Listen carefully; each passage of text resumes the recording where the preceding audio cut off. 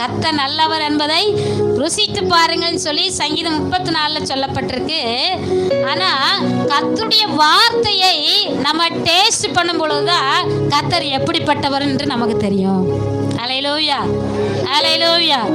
ஒருவேளை இதுவரையிலும் நீங்க பைபிளை ரெகுலரா வாசிக்காம இருந்திருக்கலாம். ஆனா இந்த வருஷத்துல ஒரு தீர்மானம் எடுங்க. ஏன்னா என் வாழ்க்கையில நான் நிறைய பார்த்துருக்கிறேன். டெய்லி வாசிக்கும் பொழுது இக்கட்டான சூழ்நிலை வரும் பொழுதெல்லாம் கர்த்தர் தெளிவாய் பேசுவார்.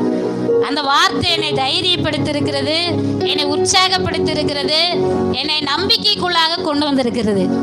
சில பிரச்சனை வரும்போது எல்லாருக்குமே என்ன வந்துடும்? சோர்வு வந்துடும். அப்படி தானே? வியாதி வந்துட்டாலும் சோர்வு வந்துடும். ஆனா அதே இது பைபிளை வாசிக்கும் பொழுது கர்த்தர் உற்சாகம் ஊட்டக்கூடிய அந்த வார்த்தையினால பேசும் பொழுது நான் நிறைய முறை